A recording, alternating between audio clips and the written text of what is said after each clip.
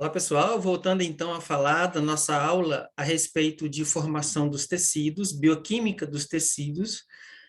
Quem não viu o vídeo passado, retorna o outro vídeo que é o início da aula, né? Da disciplina de Bioquímica 2, da Universidade Federal da Paraíba, do curso de Medicina Veterinária. Meu nome é Gisele, eu sou professora do curso, e a gente vai continuar a falar, então, sobre a formação desses tecidos, né, que a gente estava falando. Nós, na verdade, demos uma introdução sobre esse crescimento na aula passada, né? E nós paramos justamente nesse gráfico aí. Deixa eu só colocar o tempo aqui. A gente parou nesse gráfico, onde a gente estava falando dos tecidos principais, né? E aqui nesse gráfico a gente tem o ganho de peso diário, né? Tanto desde o feto, do nascimento, depois do nascimento até o animal adulto, mas principalmente o desenvolvimento desse animal nos tecidos primários, nos tecidos mais importantes, que são tecido nervoso, tecido ósseo, muscular e adiposo. Então, a gente vê que nesse gráfico, cada linha tracejada dessa é um tecido diferente, sendo que essa primeira linha tracejada aqui é do tecido nervoso. O que a gente repara? Que é o primeiro tecido a ser formado. A gente até comentou isso na aula passada, não foi?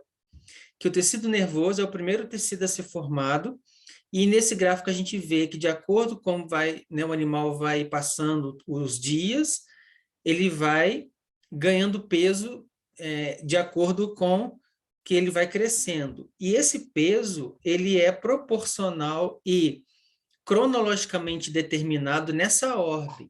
Primeiro vem tecido nervoso, depois vem o tecido ósseo, depois o músculo, depois o tecido gorduroso ou adiposo, não é? E a característica do tecido nervoso e do tecido ósseo e muscular, principalmente esses três, né, é ser constituído de proteínas.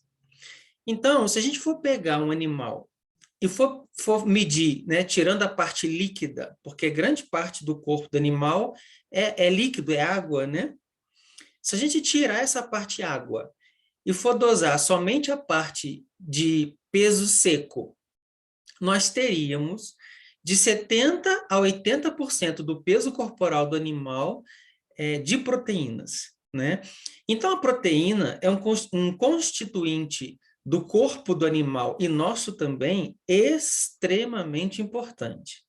E ele vem, então, sendo necessitado desde o início da concepção, a formação do embrião para a formação do feto, precisa-se de muita proteína. Proteína é a base de todos os tecidos, principalmente os iniciais, que são nervoso, ósseo e muscular, né? Então, para formar esses três, precisa de muita proteína. E, principalmente, o nervoso e o músculo, né? O músculo é proteína pura, a gente vai falar daqui a pouco da parte muscular, mas o músculo, ele é formado basicamente de proteínas. O osso também e o sistema nervoso também. Então, o que a gente tem nesse processo é que nós precisamos nos importar com a fonte de proteína que o animal está comendo. Hoje em dia, a gente tem a indústria das rações que fornecem proteínas numa quantidade adequada para o animal. Ok. Porém, a gente tem que lembrar que a proteína é a parte da ração, é o ingrediente nutricional das rações que mais é caro, né? Que mais caro que mais torna dispendioso o preço da ração. A gente tem rações no mercado hoje que valem R$ 100 o quilo da ração, que são rações de tratamento, né?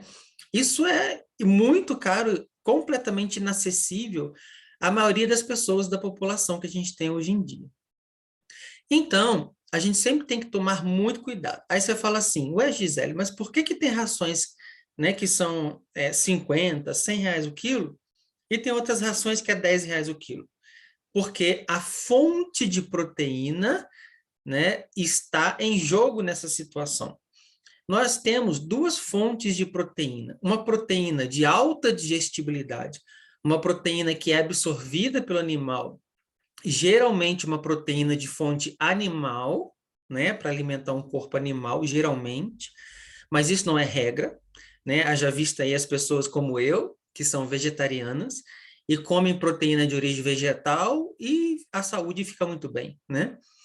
Mas para os animais, principalmente os gatos, eles não toleram muito essa questão da proteína vegetal, né? Eles não têm tanta boa absorção como nós temos, porque nós somos onívoros. E os cães e o gato são carnívoros. Então, se a gente pensar aqui, a gente tem uma tabela onde eu trago para vocês a boa proteína e a má proteína. O que significa isso? A proteína, ela é considerada boa quando ela tem alta digestibilidade. Quando ela, além de ser digerida facilmente, ela consegue ser absorvida pelo corpo do animal.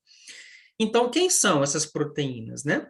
As carnes de todos os tipos, a farinha de vísceras de frango, o ovo, né, que pode ser em pó ou pode ser albumina, que é uma mistura de ovo e leite, né, que eles extraem a proteína do ovo e a proteína do leite, que é a albumina, e do leite é a caseína, o glúten de milho, a proteína isolada de suíno e de soja, né? Então aqui, ó, entra um ingrediente que é riquíssimo em proteína, mas é vegetal, que é a soja. Vocês reparem que eles colocam a proteína de soja, né, como apenas uma opção dentre todas as outras que é de origem animal. A proteína do soro do leite e o plasma suíno em pó, né? Então, todas essas fontes proteicas, elas são muito ricas, de alta digestibilidade, e você vai ter uma boa absorção do animal quando esses ingredientes estão na ração. O problema é que esses ingredientes são caros, principalmente a carne, né, vermelha e a carne de peixe e a carne de frango. E então, existem, em contrapartida, uma proteína de péssima qualidade. Ela não é absorvida pelo corpo do animal, tem dificuldade de ser digerida, né? Que é o quê? A farinha de carne e ossos bovinos, a farinha de subprodutos, por exemplo, pena, bico do animal, unha, isso tudo é proteína. O cabelo, por exemplo, é proteína. Mas é uma proteína que não é absorvida pelo nosso corpo ou é dificultada essa absorção e principalmente a digestão dessa proteína, porque são ligações, né, mais fortes, são ligações proteicas onde a gente não é de origem animal, é de origem vegetal. Então, por exemplo, por que que o bovino e o equino conseguem absorver a energia do vegetal? Porque eles têm simbiose, né? Eles têm principalmente o ruminante, né? Ele tem lá bactérias que digerem esse material. No caso dos cavalos, ele tem o seco, que também tem essa microbiota especial que ajuda no processo fermentativo do vegetal. Os cães e os gatos não. Tem até uma história, né, das pessoas que são veganas, que querem dar comida vegana para cão e gato, e existe uma dificuldade muito grande, né? Porque a proteína vegetal, que é o que o vegano usa, ela é uma proteína que é de baixa digestibilidade e de absorção para os carnívoros. Mas para a gente não. A gente consegue muito bem viver sem nenhum produto de origem animal, né? E hoje em dia, eu coloquei essa foto aqui, ó, porque hoje em dia é uma tendência muito grande na medicina veterinária que os animais voltem a comer comida natural, né? A chamada alimentação natural. Por quê? As rações, elas têm muitas proteínas de boa qualidade, sim, mas elas são muito caras, as que têm de boa qualidade, né? As que são baratas, geralmente têm proteínas de baixa qualidade. E aí, uma mãe gestante, para formar o tecido nervoso, o tecido muscular, o tecido esquelético, ósseo, né, na verdade, ela precisaria de uma ração com proteína de maior qualidade, né? Então, hoje em dia, tem médicos veterinários, zootecnistas que trabalham na área da nutrição, que estão fazendo um protocolo de alimentação naturalmente equilibrada, né? Então, a gente tem os macronutrientes, que são gordura, carne e carboidrato, proteína e carboidrato, e os micronutrientes, que são os vegetais e os minerais. Oh, vegetais. as vitaminas e os minerais, né? Então, se essa dieta for passada por um veterinário, e mesmo que não seja um veterinário especialista, mas que entenda de nutrição e que consiga, né, balancear esses macro e micronutrientes, isso aqui é uma maravilha, porque o animal, ele para de comer a ração que tem, apesar de ter alguns compostos saudáveis, tem muitas substâncias químicas, né? A maioria das vitaminas, dos minerais, são suplementos químicos que são colocados. E o pior da ração são as substâncias químicas chamadas de aditivos que tem que colocar.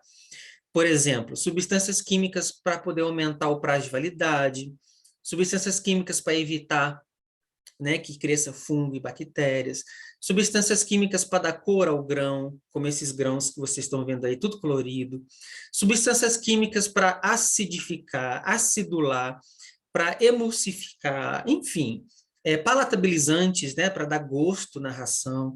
Então, são muitas substâncias químicas que esse animal, ao ingerir a ração, ele está, né, comendo.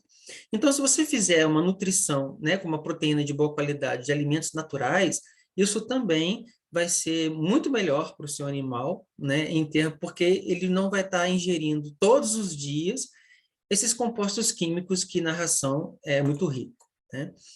Então, para a gente ter uma ideia, o índice proteico de uma ração, né, de um animal adulto e filhote, ele varia, sendo que do filhote é mais do que 29%, pode chegar a 30%, 32%, e esse nível de porcentagem, né, de quantidade de proteína, mas não está escrito aqui a qualidade dessa proteína.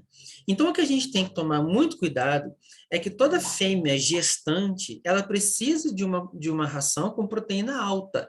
Então, é interessante a gente dar uma ração de filhote para uma gestante, porque a ração de filhote, naturalmente, ela tem mais proteína, mais cálcio e mais fósforo.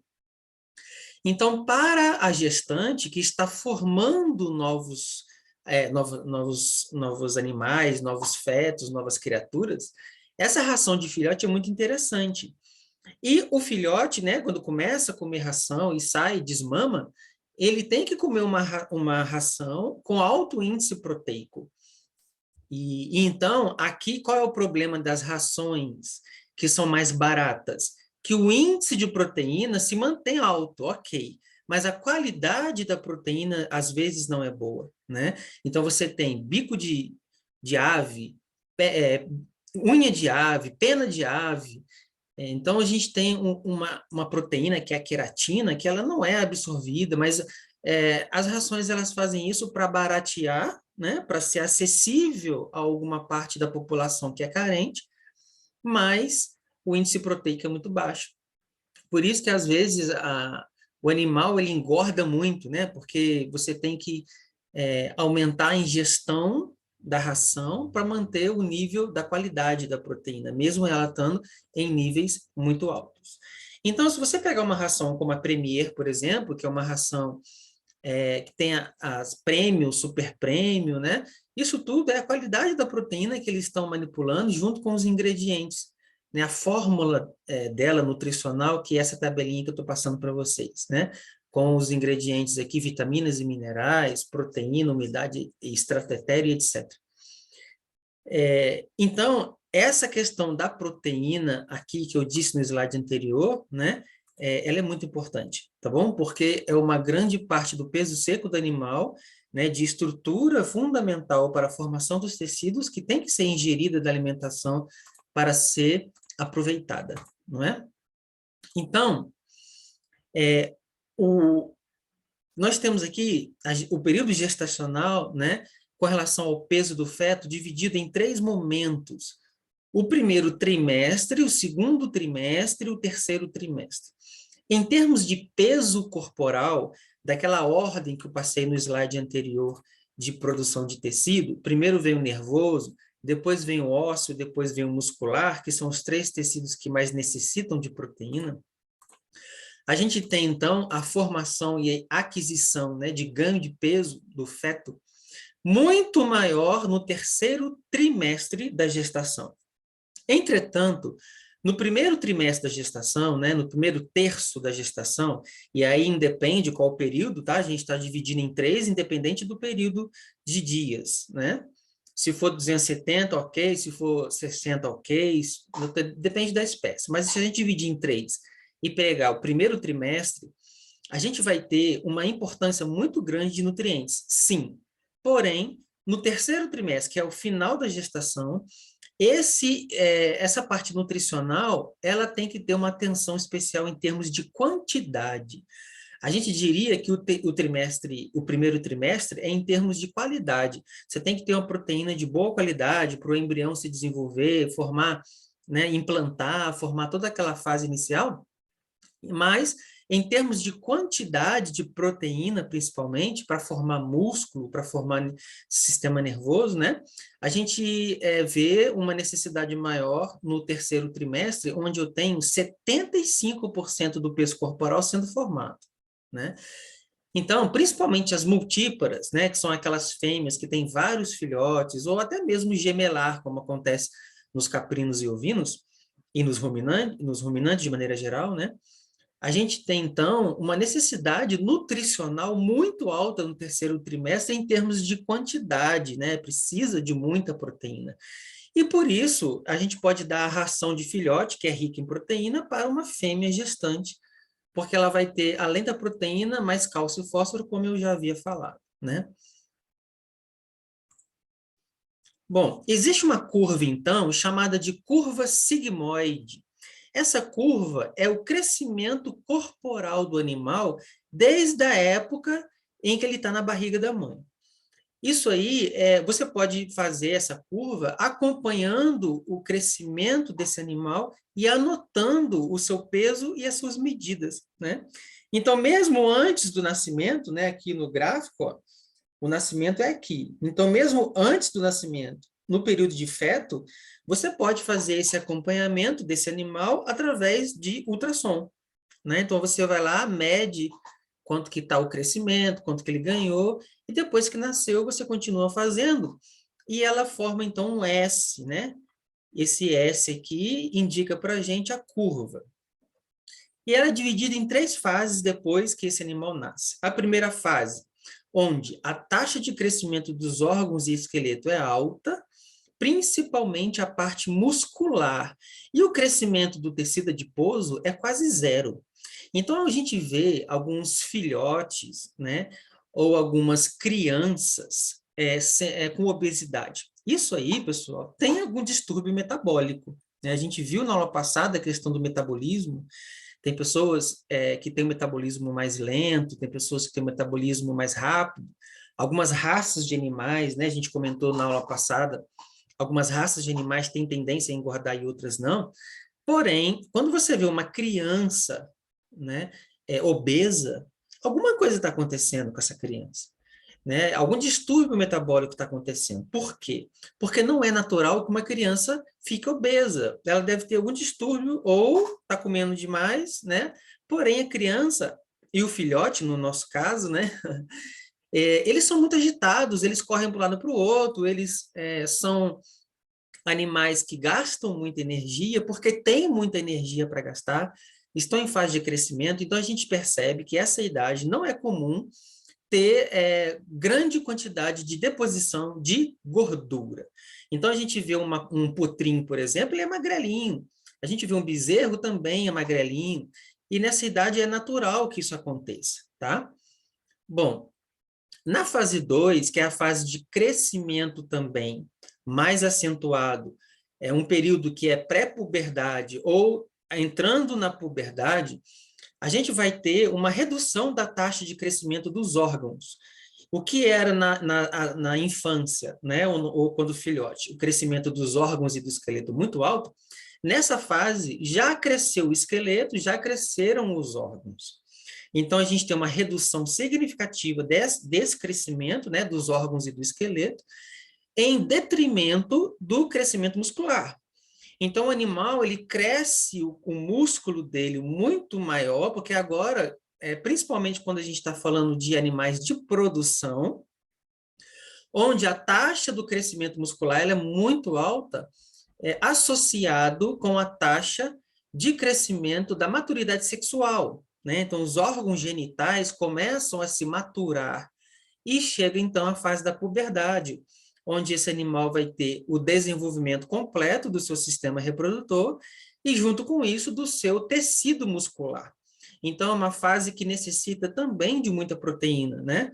A gente vai falar da proteína e o músculo na próxima aula, mas é muito importante que a gente tenha essa concepção de que a puberdade, esse crescimento da maturidade do animal, ele necessita de muita massa muscular. E assim, a gente vai ter também o período de engorda desses animais. Para animais de produção, começa então o crescimento meio que tímido, mas acontece, do tecido adiposo, né? Então, os órgãos sexuais, a massa muscular e o tecido adiposo começam a se desenvolver com mais evidência. E aquele animal que é de produção começa a engordar literalmente, né? Começa a ficar mais redondo, começa a ficar menos definido, a massa muscular começa a ser, então, diluída, entre aspas, né? Nesse tecido adiposo, que normalmente é localizado no subcutâneo e nas vísceras e nas cavidades, né? Então, a gente tem, nessa fase, essa característica. E o animal, então, vai crescendo, se torna um animal maduro e chega na terceira fase, onde tem a maturação completa dos órgãos e do esqueleto, e também da sua musculatura. Então, nessa fase, os animais estacionam, né? Ele continua crescendo sim, mas mais para engorda, né? Onde o músculo, chega para cá. O músculo, ele tem poder econômico, né? Então, nessa fase, é uma fase interessante, onde o ganho da musculatura vai originar uma carcaça com maior valor, uma carcaça com maior peso, e tem predomínio do tecido adiposo, né? Então, é nessa fase que a musculatura abaixa o seu crescimento, ela se diminui até o crescimento, e você tem o ganho de peso corporal, mas é de gordura, de tecido adiposo, né? E esse animal, então, ele fica mais redondo, fica com menos definição, e ele é o ponto de abate, né? Por quê? Se você mantiver esse animal por um tempo maior, você vai ver que ele vai perder massa muscular e vai ganhar gordura. E a massa muscular é que tem poder econômico, né? A gordura não tem poder econômico. Um animal que tem uma carcaça com muita gordura e pouca massa vai ser, né, menos valorizada do que aquela que tem o contrário, né? Então, o que a gente tem que fazer é se atentar para essa terceira fase, que é a fase do abate. Existe uma linha entre, né, esse ganho de peso muscular e ganho de peso de gordura desse animal, porque se passar dessa linha de transição, que é o período ideal para o abate, eu estou falando de animais de produção, né? Então, vai dar prejuízos econômicos, porque a tendência é que o animal, na fase 4, que é a fase onde o animal já entra mais para a fase de idoso, já entra mais para a fase mais madura da idade dele, ele mantenha o crescimento estável, né? Ele para de crescer, porém, ele tem altíssima predominância de ganho de massa gorda. Então, economicamente, um animal idoso, um animal mais maduro, mais velho, ele não é interessante, porque ele tem predomínio de tecido adiposo. 90 a 95% do ganho dele é de tecido adiposo, não é mais de massa muscular. Pelo contrário, os idosos, né, eles têm uma perda de massa muscular progressiva, em detrimento do ganho de massa gorda, né? A gente está falando, pessoal, de animais fisiologicamente normais, ok? Existem distúrbios aí metabólicos, né, que podem acontecer o contrário, mas normalmente é isso que a gente observa, ok? Bom, então aqui, essa é a famosa carcaça, né? O que é a carcaça? É quando o animal de produção, no caso, ele vai para o abate e se retira, todos os órgãos são retirados, a cabeça é retirada, né, intestino, todos os órgãos internos, e sobra somente, literalmente, a carcaça. Então, a gente vai avaliar que a carcaça aqui do meu lado esquerdo ela é muito mais gordurosa do que a carcaça do lado direito. Então, esses animais aqui, eles passaram um pouco do ponto de abate, sob o ponto de vista de gordura, né? Porque eles têm aqui um índice de gordura subcutânea, que é o que a gente consegue ver, muito alto, perante o nível dessa carcaça aqui, que a gente vê que também tem gordura, é claro que tem gordura, né? A carcaça normalmente vai ter gordura mesmo, só que a gente observa que tem mais musculatura do que gordura. Então, é uma carcaça onde tem, né, um valor econômico um pouco mais alto, né, do que essa daqui. Mas mesmo assim, né, são períodos de abates. O problema é que, nutricionalmente, para você manter o animal com proteínas altas e um valor de gordura equilibrado, isso é caro, né? As rações animais, para ter um nível alto de proteína, para formar massa muscular, no lugar de gordura, né? Que quem forma gordura geralmente é carboidrato, aí é mais complicado manter em termos econômicos, né? Porque é mais caro. Tudo que aumenta a proteína é mais caro, tá? Então, às vezes, a pessoa tem essa dificuldade, né? E o valor econômico da carcaça, ele é proporcional, como eu falei para vocês, a respeito do ganho de peso corporal de valor, né? De proteína e de gordura, ok? É mais difícil ganho proteico? Né? É mais difícil ganho muscular? É mais barato o ganho de gordura? Sim, porque é carboidrato, né? Então a fonte nutricional é mais barata. Mas a gente tem uma porcentagem, né, com relação ao valor econômico, que é um gráfico interessante, que a gente avalia a gordura corporal, cada carcaça, e com relação à idade, tá? Então a gente vai explicar esse gráfico no próximo vídeo, para não ficar muito grande, e a gente se encontra lá. Até lá!